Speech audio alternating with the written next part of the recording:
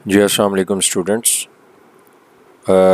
उम्मीद है कि आप लोग सब खैरियत से होंगे और आपने जो तीसरा चैप्टर जो मैंने कल करवाया था उसको एंड तक और उसके रिलेटेड जो एक्सरसाइज में जो क्वेश्चंस थे वो आपने रिवाइज कर लिए होंगे और उसकी प्रैक्टिस भी कर ली होगी। आज हमने इसका विजुअल बेसिक का फोर्थ चैप्टर स्टार्ट करना है जो कि मेन प्रोग्रामिंग के चैप्टर है। यहाँ से अभी तक जो हमने 3 चैप्टर्स में पढ़े हैं उसमें कुछ तो थ्योरेटिकल पोर्शन है, डेफिनेशंस वगैरह जो मेजर पोर्शन है, यानी थ्योरी का जो मेजर पोर्शन है वो आपका फर्स्ट चैप्टर है विजुअल बेसिक का।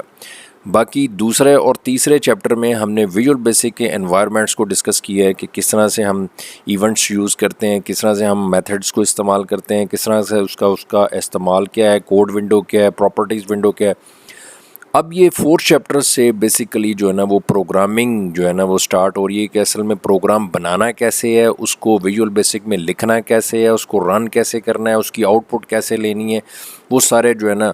और ये प्रोग्राम्स जो हैं ये बड़े इंपॉर्टेंट हैं, ये सब फोर्थ चैप्टर से ऑनवर्ड जो है। और ये प्रोग्राम्स जो हैं ये आपके पेपर में भी आपने लिखने के लिए आपको आने हैं। अब इससे रिलेटेड जो है यानी इस चैप्टर का नाम प्रोग्रामिंग इन विजुअल बेसिक है, ठीक है। और इससे रिलेटेड अब बेसिक चीज़ें जो प्रोग्रामिंग से रिलेटेड हैं जो कि प्रोग्राम में आपने इस्तेमाल करनी है, उसमें सबसे पहली जो डेफिनेशन है वो है कीवर्ड क्या होता है। कीवर्ड जिसको हम रिजर्व वर्ड भी कहते हैं, ये कुछ ख़ास किस्म के विजुअल बेसिक में वर्ड्स होते हैं जिनका प्री डिफाइंड एक मीनिंग है, उनका पर्पज़ है, यानी इन वर्ड्स को किस मकसद के लिए इस्तेमाल करना है और किस जगह पे इस्तेमाल करना है और क्यों इस्तेमाल करना है, ये चीज़ पहले से डिफ़ाइन है। इसको हम कहते हैं प्री डिफ़ाइंड, ठीक है ना। यानी इसको हमने नहीं बनाया और हमने इसको डिफ़ाइन नहीं किया, बल्कि जो लैंग्वेज बनाने वाली अमेरिकन ऑर्गेनाइजेशन माइक्रोसॉफ्ट वाले हैं जिन्होंने विजुअल बेसिक डिज़ाइन की है, उन्होंने यानी जो लैंग्वेज के डेवलपर्स हैं उन्होंने इन कीवर्ड्स को, इन वर्ड्स को पहले से डिफ़ाइन कर दिया है कि ये वर्ड्स किस मकसद के लिए इस्तेमाल होना है और कहाँ पे इस्तेमाल होना है। वो हम आगे से जैसे जैसे हम प्रोग्रामिंग करेंगे आपको उन वर्ड्स का भी पता चल जाएगा जो है वो कौन कौन से ऐसे वर्ड्स हैं। और वो वर्ड्स इनको हम रिजर्व वर्ड इसलिए कहते हैं क्योंकि हम इनके ना तो स्पेलिंग में हम चेंजिंग कर सकते हैं, ना हम इनको अपने किसी और मकसद के लिए इनको हम इस्तेमाल कर सकते हैं, किसी और जगह पे किसी और लोकेशन पे हम इसको इस्तेमाल नहीं कर सकते। ये चीज़ पहले से डिफाइंड है कि इनका क्या पर्पज़ क्या है, इनके क्या स्पेलिंग्स हैं और इनको किस मकसद किस पर्पज़ के लिए इनको इस्तेमाल किया जा रहा है, ठीक है ना। ये चीज़ पहले इसलिए हम इसको रिजर्वर्स कहते हैं। और ये हमने नहीं इसको डिफ़ाइन किया बल्कि जो डेवलपर्स हैं वो उन्होंने इसको ऑलरेडी डिफ़ाइन उस वक्त ही कर दिया था जब ये लैंग्वेज बनाई गई थी। और इसको हम किसी और अपने मकसद के लिए इसको इस्तेमाल नहीं कर सकते। मसलन कोड विंडो में प्राइवेट एक कीवर्ड है, सब कीवर्ड है, एंड सब कीवर्ड है। बाकी और इसके अलावा भी कीवर्ड्स हैं, जैसे जैसे हम इसको साथ साथ हम इसको देखते जाएंगे। बहरहाल अब ये प्राइवेट है, ये प्राइवेट, सब, एंड सब, ये कोड विंडो में आपने देखा है कि उसी जगह पे ही इसको हमने इस्तेमाल करना है। हम इसको किसी और जगह पे किसी और पर्पज़ के लिए इन वर्ड्स को इस्तेमाल नहीं करते, ठीक है ना। मसलन ये जिस तरह से जो विजुअल बेसिक है, ये जब आप ओपन करते हैं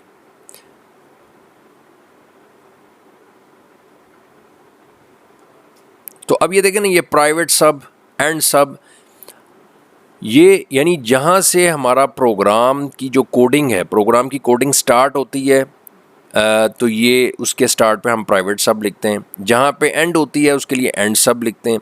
तो ये अब ये प्राइवेट सब, एंड सब, ये कीवर्ड्स हैं, इनको हम रिजर्व वर्ड्स भी कहते हैं और इन्होंने इसी जगह पे ही इन्होंने यूज़ होना है, यानी हम इनको किसी और जगह पे इस्तेमाल नहीं कर सकते।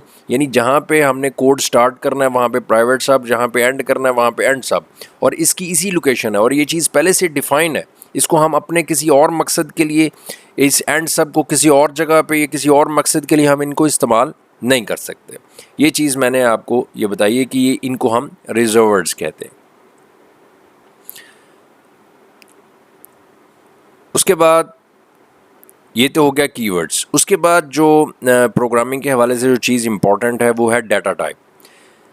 देखें, जो भी हम प्रोग्राम लिखते हुए उसके अंदर जो हम वैल्यूज़ देते हैं, जो हम उसके अंदर इनपुट जो चीज़ करते हैं, चाहे वो नंबर्स की शक्ल में करते हैं, चाहे वो टेक्स्ट की शक्ल में करते हैं, तो वो उसको हम यानी जो भी इनपुट हम कंप्यूटर को दे रहे हैं थ्रू कीबोर्ड, उसको हम डाटा कहते हैं।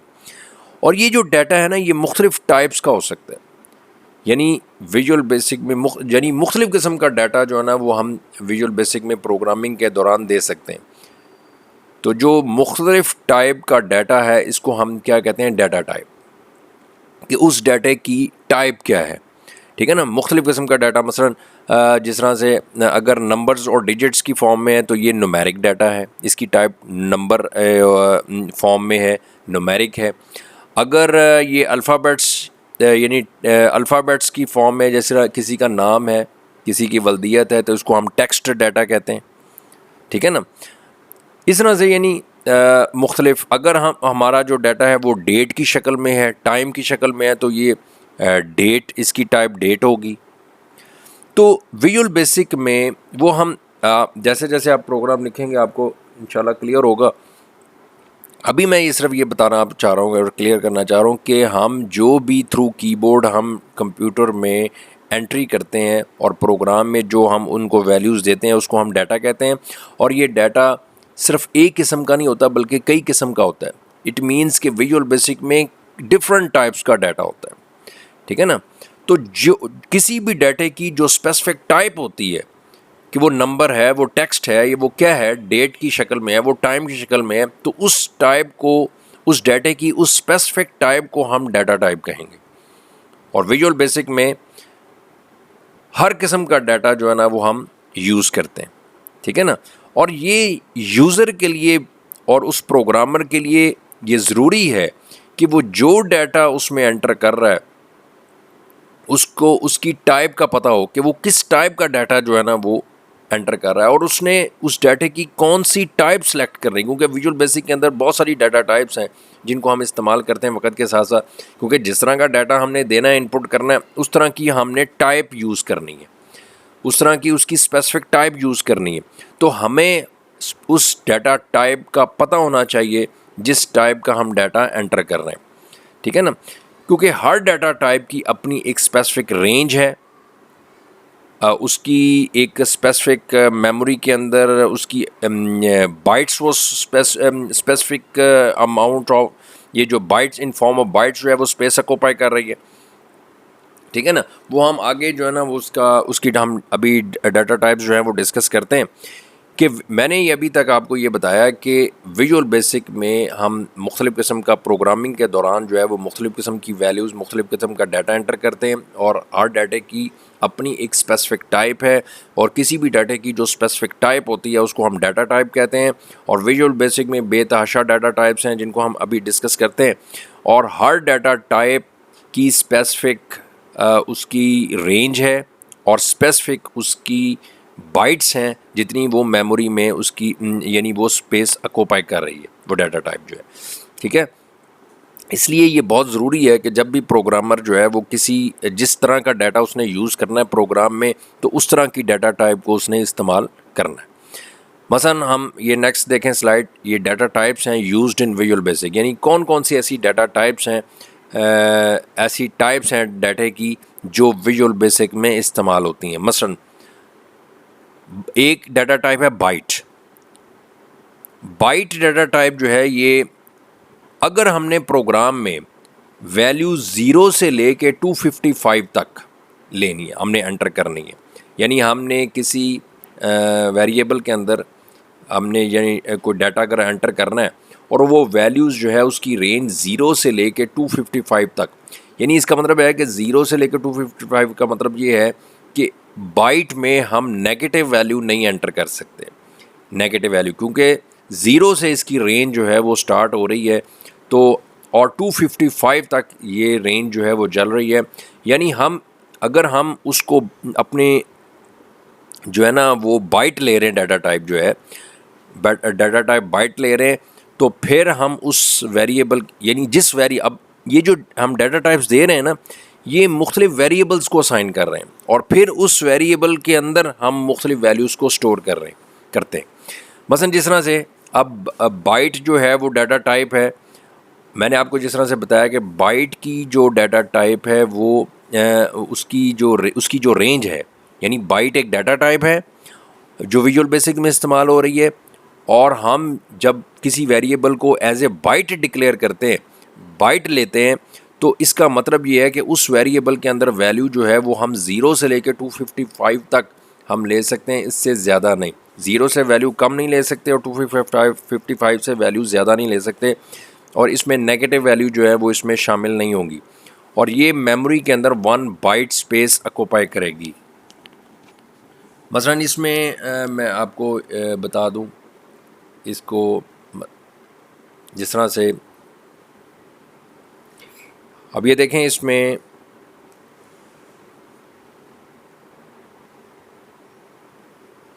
इसके क्लिक इवेंट पे, ये मैंने फॉर्म पे यहाँ से मैं इसको क्लिक इवेंट में यूज़ करता हूँ।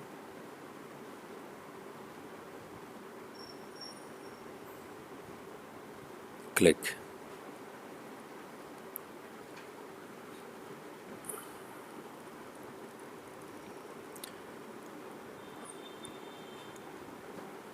इसमें मैं जब भी किसी वेरिएबल को मैंने यूज़ करना है, यानी वैल्यू को स्टोर करवाना है, तो उसके लिए मैंने वेरिएबल का इस्तेमाल करना है, और मैं लिखूँगा इसके लिए word dim a as bite. इसका क्या मतलब है? डिम कीवर्ड है, यानी ये जो रिजर्व वर्ड है, ये जब भी हमने किसी वेरिएबल को इस्तेमाल करना है उसके स्टार्ट पे हमें ये डिम कीवर्ड यूज़ करना है। ए वेरिएबल का नाम है जिसके अंदर हमने वैल्यू स्टोर करनी है, एज कीवर्ड है, और बाइट जो है वो क्या है? डाटा टाइप है, डाटा टाइप है।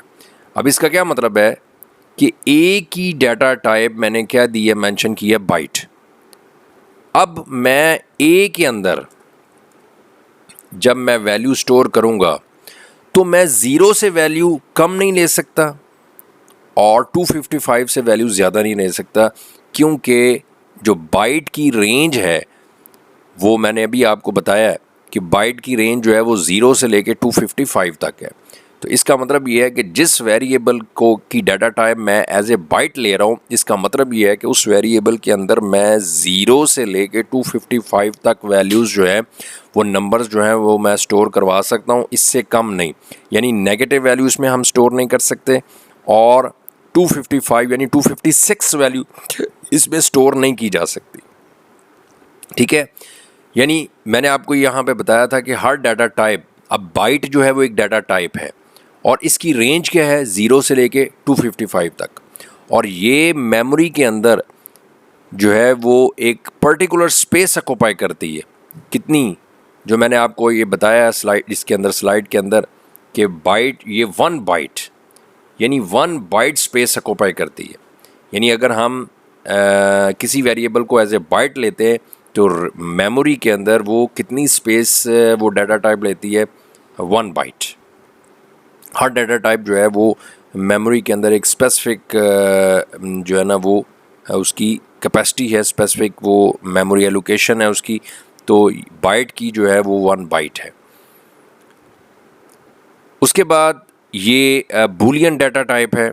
बूलियन डाटा टाइप एक ऐसी डाटा टाइप है कि जब हम किसी वेरिएबल को एज ए बूलियन डिक्लेयर करते हैं, बूलियन लिखते हैं, तो इसके अंदर वैल्यू, एक तो ये मेमोरी के अंदर 2 बाइट स्पेस ऑक्यूपाई करता है, दूसरा इसके अंदर वैल्यू या तो ट्रू स्टोर की जा सकती है या फॉल्स, इसके अलावा तीसरी कोई वैल्यू हम स्टोर नहीं कर सकते। ठीक है ना? जिस तरह से ये है, मैं अगर डिम ए एज जो है वो बाइट की जगह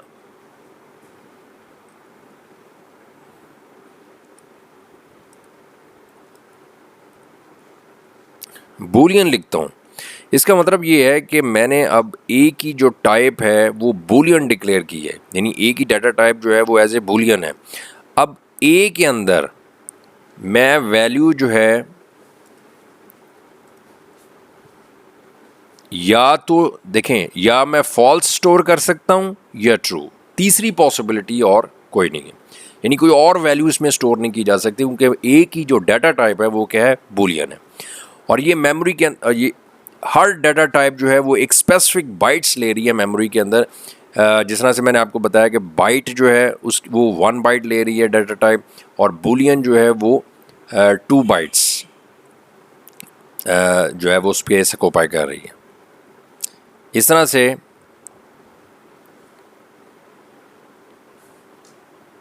इंटीजर है। इंटीजर का मतलब ये है, इंटीजर एक डाटा टाइप है। जब हम किसी वेरिएबल की डाटा टाइप यानी वेरिएबल को जब एज ए इंटीजर हम असाइन करते हैं, डिक्लेयर करते हैं, उसको हम रखते हैं, तो इसका मतलब ये है कि हम इंटीजर का मतलब क्या है, होल नंबर, यानी इसमें हम कोई डेसिमल पॉइंट्स वाली वैल्यू स्टोर नहीं कर सकते, यानी value without decimal point, with no decimal point, ठीक है ना। और ये मेमोरी के अंदर 2 बाइट स्पेस ऑक्यूपाई करेगा और इसकी रेंज क्या है, -32,768 से लेके प्लस के 32,767 तक, दरमियान में ये ज़ीरो वैल्यू भी आएगी। यानी इंटीजर में अब देखें ना, बाइट में वैल्यू ज़ीरो से रेंज स्टार्ट हो रही है, इसका मतलब है कि इसमें नेगेटिव वैल्यू स्टोर नहीं की जा सकती। अगर हम किसी वेरिएबल को मसलन डिम ए एज बाइट लिखते हैं तो इसका मतलब है कि उसमें सिर्फ पॉजिटिव वैल्यू यानी ज़ीरो से स्टार्ट होकर 255 तक वैल्यू स्टोर की जा सकती हैं, नेगेटिव में नहीं। इस तरह इंटीजर वैल्यू जो है, इंटीजर वैल्यू का मतलब ये है कि इसमें हम नेगेटिव वैल्यू भी स्टोर कर सकते हैं और पॉजिटिव भी, और इसकी नेगेटिव की रेंज -32,768 है और ज़ीरो भी आ जाता है और पॉजिटिव की इस वैल्यू, यानी जब हम, इसका मतलब क्या है कि अगर मैं यहाँ पे डिम ए एज इंटीजर लिखता हूँ,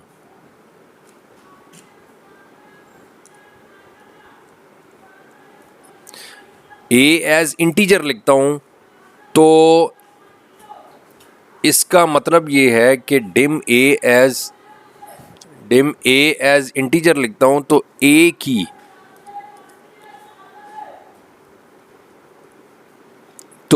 को मैं पॉजिटिव वैल्यू भी स्टोर कर सकता हूँ और नेगेटिव वैल्यू भी स्टोर की जा सकती हैं, और इसकी रेंज जो है वो -32,768 से ले के 32,767 तक वैल्यू जो है वो आ सकती है इसमें, यानी ज़ीरो भी है, यानी इसकी, और ये मेमोरी के अंदर जो है ना ये 2 बाइट स्पेस जो है वो ऑक्यूपाई करेगा, यानी इसमें, यानी अगर हमने सिर्फ पॉजिटिव वैल्यू लेनी हो 255 तक तो फिर हम उसको बाइट डिक्लेयर करेंगे, लेकिन अगर हमने ए के अंदर वैल्यू नेगेटिव भी स्टोर करवानी हो और पॉजिटिव भी, और थोड़ी सी रेंज ज़्यादा हो तो उसके लिए फिर हम एज इंटीजर डिक्लेयर करेंगे।